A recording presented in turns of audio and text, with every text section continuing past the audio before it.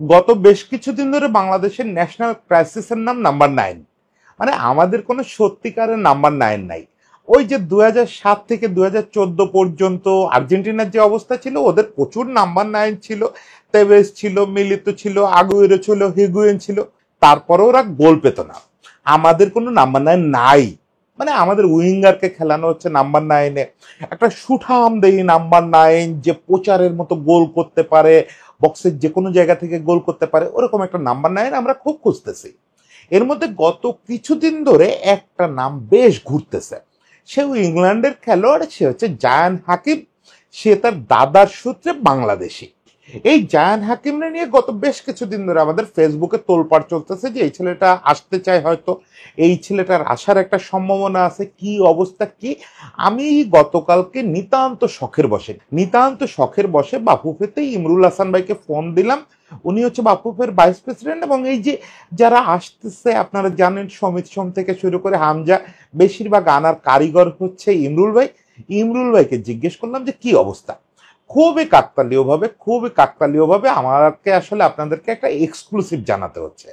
এই কাজটা সাংবাদিকতা ছাড়ার পরে যে আর করবো এটা কখনো মনে হয় নাই। আপনাদেরকে আমি এখন নিশ্চিত করে বলতে পারি, জায়ান হাকিম সম্ভবত অক্টোবরের আগেই বাংলাদেশ জাতীয় দলের সঙ্গে যোগ দিচ্ছে। অক্টোবরে আমাদের হংকং এর বিপক্ষে যে খেলা আছে, তার আগে জায়ান হাকিম অ্যাভেলেবেল হয়ে যাবে। এখন সে দলে থাকবে কি না থাকবে, তার ফিটনেস অমুক তমুক, এগুলো তার ফেডারেশন ঠিক করে দেবে না। ফেডারেশন যেটা করবে তার আশাটা নিশ্চিত করে ফেলবে। এখন সেটা ঠিক কি অবস্থায় আছে সেটা ডিটেলটা আজকে একটু বলে, একই সঙ্গে একটু জানায় যে প্রকৃতপক্ষে জায়ান হাকিম কে, এবং তার কি বাংলাদেশ টিমে আসলে আমাদের কি তেমন কোনো উপকার হবে। এই জিনিসগুলো একটু আজকে আলোচনা করি, এবং ওই ব্যাপারটা একটু বলি যে ওর আসার অবস্থাটা ঠিক এই মুহূর্তে কেমন আছে। দেখেন, আমি আসলে ইমরুল ভাইরে ফোন দিছিলাম যে জায়ান হাকিমের দাদার বাড়ি বাংলাদেশে কোন জেলায় এটা জানার জন্য। আমার মূল আগ্রহ ছিল, মানে এখন যেহেতু সাংবাদিকতা থেকে অনেক দূরে আছি, এক্সক্লুসিভ করব, আপনাদেরকে খবর জানাবো, এই জায়গাটায় তো আমি আর নাই। মানে আমি এটা প্রত্যাশাও করি না যে আমি কারোর আগে বা পরে কোনো খবর পাবো, এই প্রত্যাশা আর করি না। ফলে আমার চাওয়া ছিল যে ওনার কাছে শুনবো যে আপনি কি জানতে পারছেন যে ওর দাদার বাড়ি বাংলাদেশে, সেই দাদার বাড়িটা কোথায়। তো ইমরুল ভাই আমাকে বলতেছেন যে দেখেন, আজকেই তো আমিও কাগজপত্র পাইছি, কিন্তু আমি তো এখনো পড়ে দেখার সময় পাই নাই। তা আমি বললাম যে আজকেই পাইছেন মানে? তখন উনি মজা করে বলতেছেন যে দেবু, আজকে খুব ভালো সময় ফোন দিচ্ছেন, আজকেই আসলে আপনাকে নিশ্চিত করে বলতে পারি যে ওর সঙ্গে কথাবার্তা আমাদের একটা পর্যায়ে গেছে। হ্যাঁ, সেটা ফাইনাল হয় নাই, বা ও হাতে পাসপোর্ট পায় নাই, কাগজপত্র হয় নাই, কিচ্ছু না। বলা হয় না যে কোনো একটা কিছু ইনিশিয়েট করলো, ওইটার যে প্রথম ভিত্তিটা স্থাপন, ওটা গতকালকেই হয়েছে। সেটা কি রকম? সেটা হচ্ছে যে জায়ান হাকিমের সঙ্গে অনেকদিন ধরে বিএফএফ টুকটাক যোগাযোগ করতেছে। আপনারা জানেন একটা এজেন্সি ওকে নিয়ে কাজ করতেছে। এখন আমাদের এখানে যে খেলোয়াড়রা আসতেছে, যে জুন মাসে বড় একটা ট্রায়াল হবে, বা যাদেরকে আমাদের রাডারে নেওয়া হচ্ছে, এরা বেশিরভাগ কিন্তু কয়েকটা এজেন্সির মাধ্যমে আসতেছে, এবং এটা নিয়ে আবার বাফুফেতে একটু ঠেলাঠেলি চলতেছে। এই এজেন্সির ওই কর্মকর্তাদের সঙ্গে খাতির, ওই এজেন্সির ওই কর্মকর্তাদের সঙ্গে খাতির, এগুলো থাকে, এগুলো পৃথিবীর সব ফেডারেশনে থাকে, এগুলো নিয়ে দুশ্চিন্তা করবেন না। তো ইমরুল ভাই যেটা নিশ্চিত করলেন যে ওর সঙ্গে যোগাযোগের একটা পর্যায়ে, ও তো আগে থেকেই পজিটিভ। এখন ও নিশ্চিত করছে যে ও বাংলাদেশ দলের হয়ে খেলতে চায়। ওর আগ্রহের জায়গাটা খুব পরিষ্কার, এবং সেটা আজকে অফিসিয়ালি পরিষ্কার হয়েছে। কারণ হচ্ছে যে ওর কিছু কাগজপত্র তো বিএফএফ এর লাগবে, মানে ওর বেসিক যত ডকুমেন্টস আছে সব ডকুমেন্টস লাগবে। এই ডকুমেন্টস গুলো নেওয়ার পরে বিএফএফ ওর এনআইডির প্রসেস শুরু করবে, তারপরে পাসপোর্টের প্রসেস শুরু করবে। তারপরে ওর যেহেতু অলরেডি একটা ডুয়াল সিটিজেনশিপ আছে, ও যেহেতু অলরেডি একটা ন্যাশনাল টিমের হয়ে খেলে ফেলছে, ওর ওইটা ফিফা থেকে একটা এনওসি নিতে হবে, ওর ফেডারেশন থেকে এনওসি নিতে হবে, আবার ওই অ্যান্টিগা থেকে এনওসি নিতে হবে। বেশ কাগজপত্রের জটিলতা আছে। এই সবগুলো বিএফএফ কে করতে হলে ওর সব পেপার হাতে লাগতো। আর সেই জিনিসটা গতকালকে বিএফএফ এর হাতে, মানে ইমরুল ভাইয়ের হাতে এসে পৌঁছাইছে।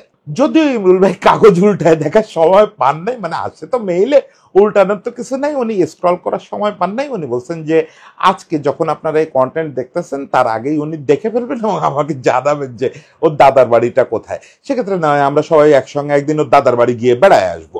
যাই হোক, আমরা জায়ান হাকিম সম্পর্কে একটু জানার চেষ্টা করি। এখন তো আমরা বুঝলাম যে জায়ান হাকিম তার দিক থেকে অ্যাভেলেবেল, এবং বিএফএফ তারে আনার জন্য যা যা করণীয় সেগুলো শুরু করে দিছে। এখন তাহলে হচ্ছে আমাদের জায়ান হাকিম সম্পর্কে বুঝতে হবে যে জায়ান হাকিম কি আমাদের অভাবটা মিটাতে পারবে। যেটা বলে ইন্ট্রোতে শুরু করলাম, আমাদের তো মিলিত বা হিগুয়েন লেভেলের স্ট্রাইকার নামেও নাই। ওরা নামে তো ইউরোপের সেরা সেরা স্ট্রাইকার ছিল আর্জেন্টিনার ওই পিরিয়ডটায়, কিন্তু ওরা গোল করতে পারতো না জাতীয় দলে আসলে। আমাদের নামেও কিছু নাই। আমাদের স্ট্রাইকাররা, আমি কাউরে ছোট করতেছি না, আমাদের টুকটাক যা স্ট্রাইকার আছে এদের বল পজিশন, বক্সে কোথায় থাকতে হবে আগে থেকে একটু পজিশন নেওয়া এবং কোচিং করা, মানে বক্সে যে কোনো জায়গা থেকে আপনার জালে বলটা পাঠানোর একটা অবিশ্বাস্য দক্ষতা লাগে স্ট্রাইকারদের, এগুলো নাই, ওই অর্থে নাই। সেই জায়গাটায় জায়ান হাকিম অভাবটা পূরণ করতে পারবে কিনা। প্রথমত আমি বলি যে আমি তার বেশ কিছু ক্লিপিংস দেখলাম সকাল থেকে, কারণ এই কথাটা বলতে হবে যে আসলে ও পারবে কিনা। আমার কাছে মনে হচ্ছে যে এই লেভেলের স্ট্রাইকার ঠিক এই মুহূর্তে 2025 সালের জুন মাসে আমরা কল্পনাও করতে পারি না। ও কোন লেভেলে খেলে, কোথায় খেলে ভুলে যান। এসব আলোচনা আমার আপনার কোনো দরকার নাই।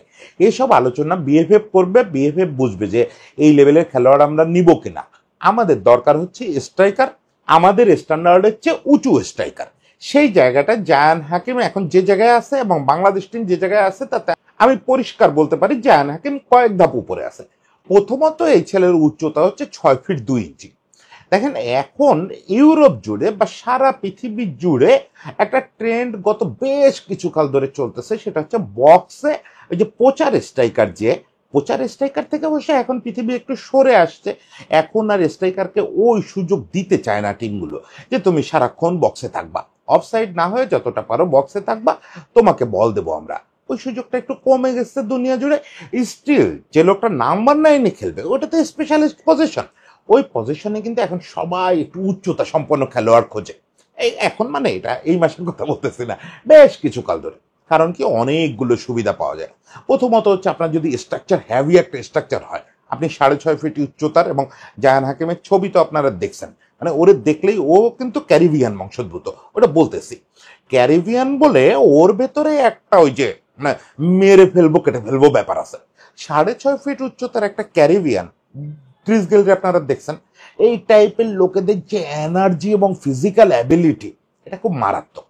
ফলে ও অনেকগুলো সুবিধা পায়। প্রথমত হচ্ছে দেখেন আমাদের দুই উইং থেকে দুর্দান্ত ক্রস আসে, এবং আমাদের কোচ ক্রসে খেলাতে খুব পছন্দ করেন। যে ক্রস হবে, ক্রসে হেড করবে কে, বা ক্রসটা যে নামাবে বুকেও যদি নামাতে হয় তাহলে তো ওই রকম বিল্ড একটা খেলোয়াড় লাগবে, সেরকম তো কেউ আমাদের বক্সে থাকে না। এখন আমরা নিশ্চয়ই আশা করি না যে আমজা ডিউটি ছেড়ে ক্রস রিসিভ করার জন্য গিয়ে বক্সে বসে থাকবে, এটা তো হয় না।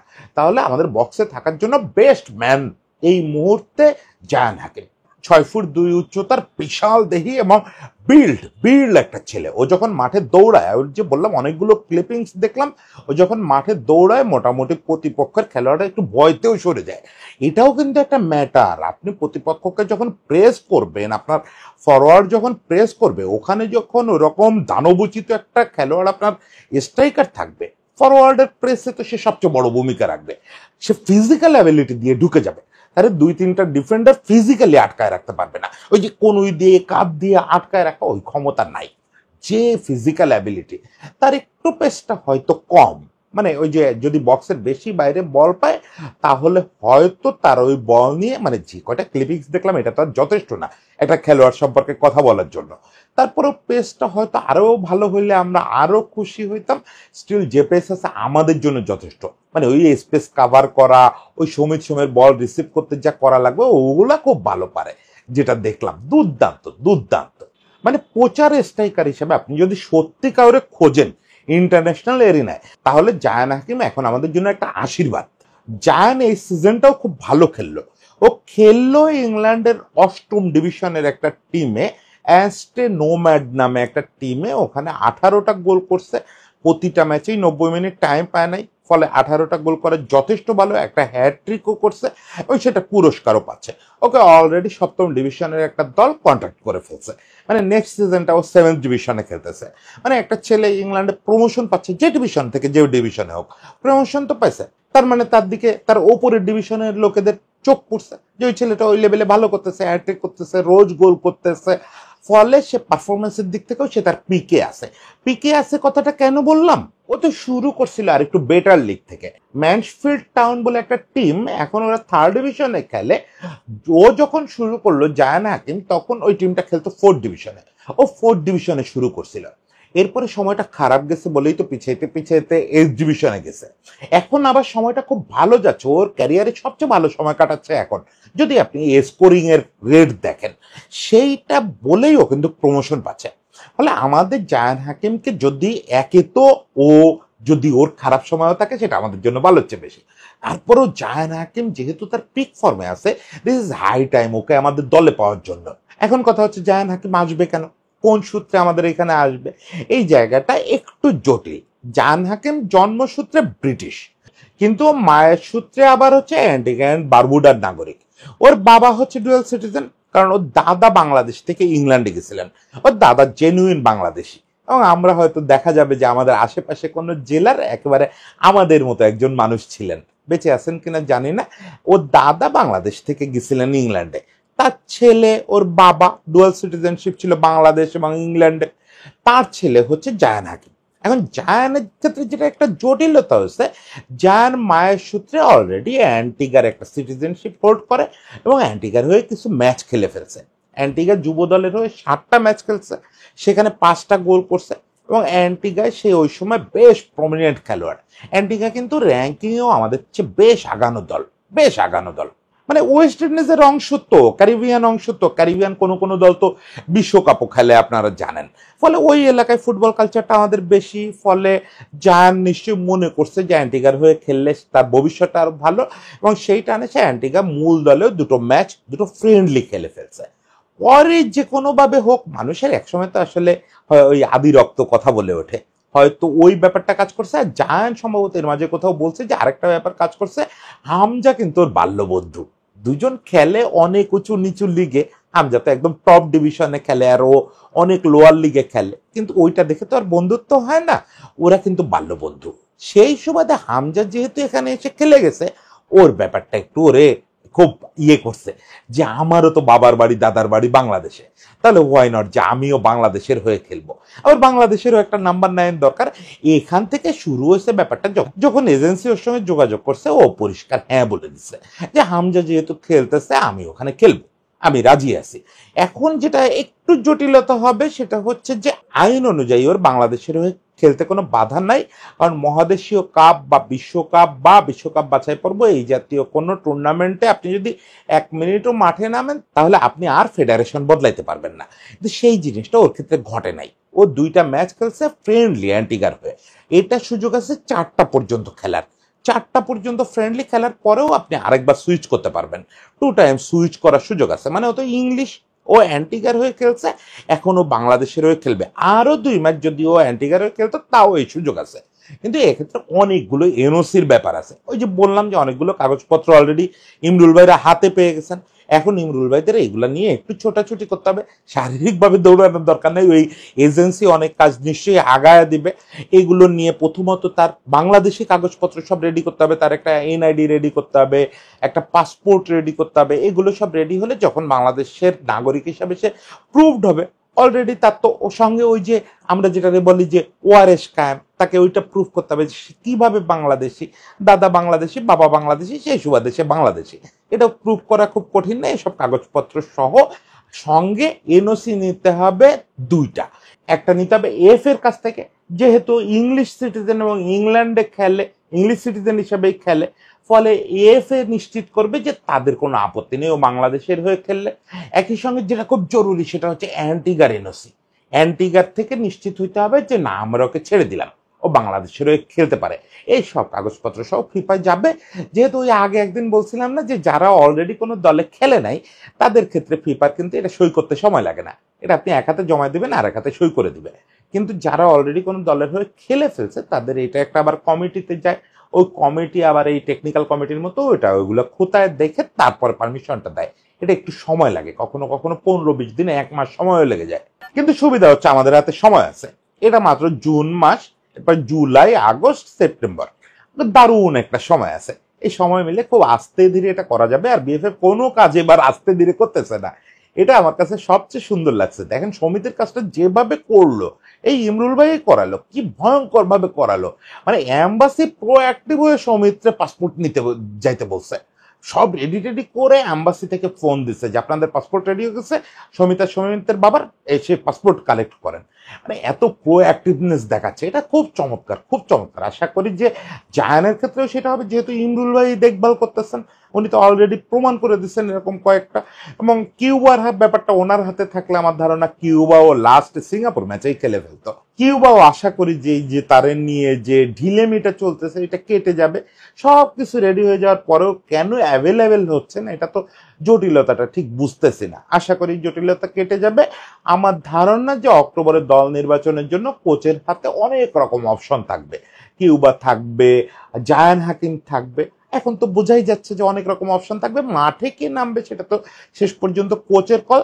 তবে কোচ যদি শেষ পর্যন্ত জায়ানরে বসায় অন্য কাউরে, নাম কারোরই বলতেছি না, অন্য কাউরে নামায় বা জায়ানরে 2-3 ম্যাচ দেখেই বলে যে চলে না, তাইলে কিন্তু মানে এটা খুব বাজে কাজ হবে। কারণ একটা স্ট্রাইকারের ক্ষেত্রে এই জিনিসটা আমাদের খুব সিরিয়াসলি মাথায় রাখতে হবে যে একটা স্ট্রাইকার ইংল্যান্ড থেকে আসবে, ওয়েদারের আকাশ আর পাতাল পার্থক্য, হিউমিডিটি মারাত্মক, টেম্পারেচার মারাত্মক, সব তো আকাশ পাতাল পার্থক্য। এসে প্রথম 10-12 ম্যাচ গোলই পাবে না, এটা ধরে নিতে হবে। এইটা যদি আপনি ধরে নিয়ে ওরে না খেলাইতে পারেন, তাইলে বুঝতে হবে আপনি ফুটবল বুঝতেছেন না। সাধারণ পাবলিক অধৈর্য হবে, আমিও অধৈর্য হব যে 12 ম্যাচ কেটে গেল, কিসের নাম শুনছি এত জায়ান হাকিমের, গোল তো পায় না, পাবে না, 10-12 ম্যাচ গোল পাবে না। আশা করি এর মধ্যেই পেয়ে যাবে, কিন্তু ধরেই নিতে হবে যে প্রথম 10-12 ম্যাচ গোল পাবে না। এবং একটা সুবিধা যেটা এর সঙ্গে, আরেকটা ভালো খবর, এটা গত সপ্তাহের খবর, জায়ান হাকিমের যে এজেন্সি, ওই এজেন্সি আবার বসুন্ধরার সঙ্গে আলাপ করছে, বসুন্ধরা কিংসের সঙ্গে। ফলে আগামী সিজনে জায়ান হাকিমের কিন্তু বাংলাদেশেই লিগ খেলারও একটা সম্ভাবনা আছে। যদিও তারে প্রিমিয়ার লিগেরও 7th টায়ারের একটা দল কন্ট্রাক্ট করতেছে বলে জানতেছি। এখন ও ওখানে যাবেন না বাংলাদেশ প্রিমিয়ার লিগ খেলবে, এটা নিয়েও কিন্তু আলোচনা চলতেছে। সেক্ষেত্রে আবার খুব পজিটিভ একটা ব্যাপার ঘটবে। এর আগেই, অক্টোবরের আগেই তো মনে হয় আমাদের লিগ শুরু হয়ে যাবে, আমাদের বিপিএল শুরু হয়ে যাবে। সেক্ষেত্রে বিপিএল এ 2-10টা ম্যাচ খেলে ফেললে তখন আবার ন্যাশনাল টিমে এই যে গিয়ে 10-12 ম্যাচের কষ্ট, ওইটা আর করতে হবে না। যাই হোক, সবাইকে শুভেচ্ছা, এবং এই একটা সুখবর সবার সঙ্গে শেয়ার করলাম। আশা করি সুখবরটা শেষ পর্যন্ত সত্যি সুখবরে পরিণত হবে। সত্যি সত্যি এই 6.5 ফুট বিশাল দেহি লোকটারে দেখবো আমরা কোচিং করতে, বক্সের যে কোনো জায়গা থেকে লেফট ফুটে দুর্দান্ত শট নিতে এবং বল জালে জড়ায় যেতে। এই উল্লাসটা দেখার অপেক্ষায় থাকলাম। ও আচ্ছা, সে কিন্তু লেফট ফুটেড, ফলে মেসি ভক্তরা অনায়াসে আনন্দ করতে পারেন, রোনালদো ভক্তরাও আনন্দ করতে পারেন, কারণ ওর স্কোরিং স্টাইলের মধ্যে একটা রোনালদো ফ্লেভার আছে। আসেন, সব মেসি রোনালদো সবাই মিলে আমরা এখন ওয়েট করি জায়ান হাকিমের জন্য। জায়ান হাকিমের জন্য শুভেচ্ছা, বাংলাদেশ দলের জন্য শুভেচ্ছা, পুরো বাংলাদেশের জন্য শুভেচ্ছা। সবাই ভালো থাকবেন।